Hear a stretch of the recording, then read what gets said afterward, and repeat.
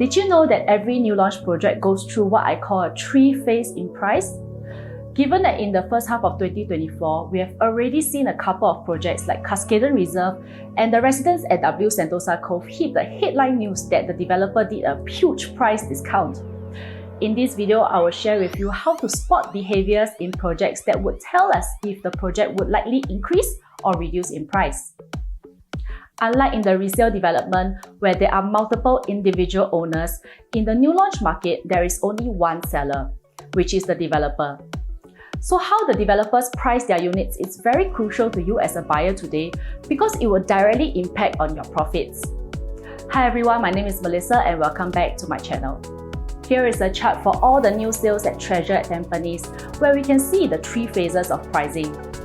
During the first phase, as there are many units for developers to sell, this is usually when the phase where you can find that developers will price their unit at the lowest.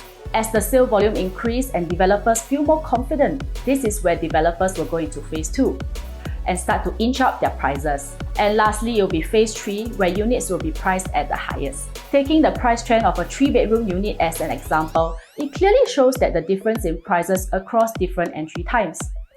In 2019, the owner of Stack 119 bought in during phase 1 at 1.332 million, which enjoys an unblocked view. Subsequently, the developer saw an increase in volume of transactions between June 2020 and September 2020, and this is where developers go into phase 2. In 2021, an owner purchased the same Stack 119 at $52,000 higher. Lastly, in phase 3, where there are few units left, an owner purchased a highway-facing unit at 1.85 million, which is $520,000 more than the owner of phase 1. So based on this example, there are 3 key factors to determine when a development will progress from phase 1 to phase 3 and if there is room for price increment or potential price reduction.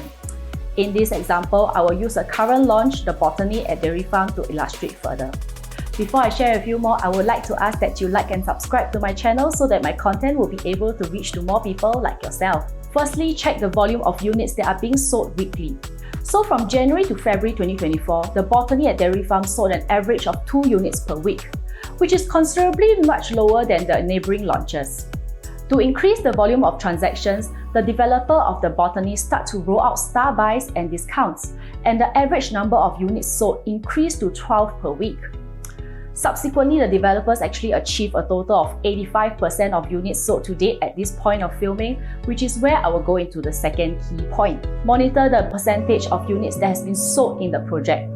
Referencing back to the Botany, because they have already sold 85% of their units, chances are the developers will unlikely reduce the price of the remaining 15% of the units because they are confident to sell their remaining units. Which is why on 15th of April 2024, the Botany at Dairy Farm removed their discounts and also increased their price for their remaining units. Imagine you were a seller today and you received plenty of viewings and multiple offers.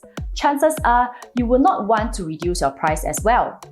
So this goes the same for developers today. On top of that, because the majority of the units that have already been sold, the financing of the developers would have been secured, and thus the remaining units are unlikely to see a price reduction. However, does this mean that there are no more value buys in the Botany anymore? Which goes to my third point. Be aware of the break-even price and the developer's profit margin. While it's true that many units have seen an increase in price, there are still a handful number of units that are still priced very close to day 1 pricing. So how do we determine this is by being aware of developers' profit margin by calculating the break-even price of the plot of land that the developers have bought into. The land price of Botany at Dairy Farm works out to be 1717 PSF per plot ratio. The rule of thumb for calculating if your entry price is safe is by adding 15 to 20% of the break-even price. So based on a 15% profit margin, it will work out to be around 1,009 per square foot. And based on today's available units, there are still available units at the Botany with this price range. So in my next video, I will touch on the importance of buying close to break-even price, and with this, we can determine if the price that you are buying in today is a safe one.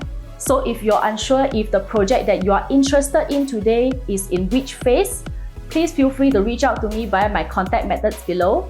Once again, my name is Melissa and I'll see you in the next one.